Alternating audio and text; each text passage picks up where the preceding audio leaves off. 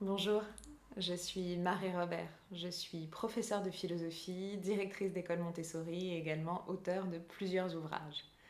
Et surtout, je suis extrêmement heureuse d'avoir été invitée par Marina Rinaldi à réfléchir à l'une des notions les plus passionnantes, les plus pertinentes qui soit, celle de la beauté.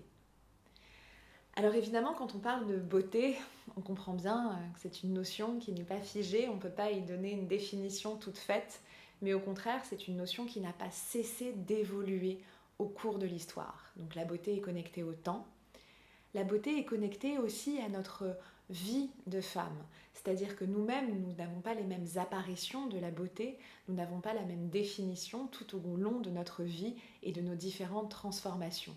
Nous sommes toujours belles, mais nous évoluons différemment. Mais aussi, quand on parle de beauté, quand on réfléchit à cette notion, on peut se rendre compte que notre regard est aussi très marqué par la beauté dans ses apparitions artistiques et esthétiques. S'il y a bien un domaine qui a représenté la beauté, et toutes ses variations, et toute son immense diversité, c'est bien le domaine artistique. Et quand on prend rapidement, quand on fait une plongée rapide dans l'histoire de l'art, qu'est-ce qu'on se rend compte? Eh bien que nous avons eu des milliers de modèles de beauté. Même si aujourd'hui nous avons l'impression qu'il y a une vision, eh bien pas du tout, bien au contraire, la beauté n'a cessé d'apparaître dans sa différence. Au Paléolithique, par exemple, la beauté, dans la représentation esthétique, on représente des hanches, on représente des seins. Ce qui est beau et ce qui va devenir, ce qui va être la possibilité de se reproduire, de perpétuer l'espèce. Dans l'Antiquité, à l'inverse, on représente la beauté, et notamment la beauté féminine, comme une forme de musculature, comme une forme de puissance, de force, de corps sain, dans un esprit sain. Donc on a cette vision dans les représentations grecques. Et puis quand on évolue, et on peut continuer comme ça longtemps, à la Renaissance, on va avoir une beauté voluptueuse, au Moyen-Âge, une beauté tournée vers le divin, dans une époque plus moderne, une beauté très contrôlée, avec vraiment différents carcans. Donc ce dont on se rend compte, c'est que la vision esthétique va porter toutes ces variations de la beauté.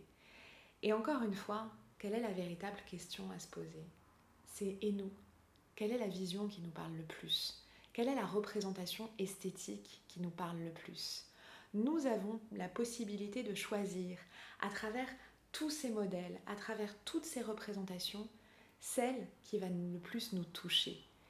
La beauté n'est pas un socle figé, unique, qui serait stable et qui correspondrait à une norme. Bien au contraire. La beauté est bouleversante parce qu'elle apparaît différemment dans le temps, dans nos vies, dans l'art, dans l'esthétique, dans les représentations.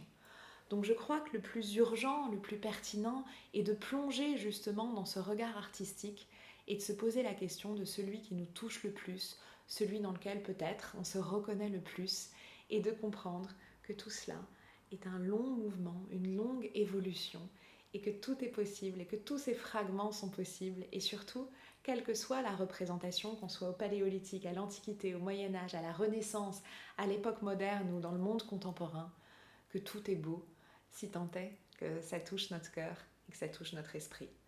Je vous remercie infiniment pour votre écoute et j'espère que vous aurez une jolie manière d'honorer la beauté.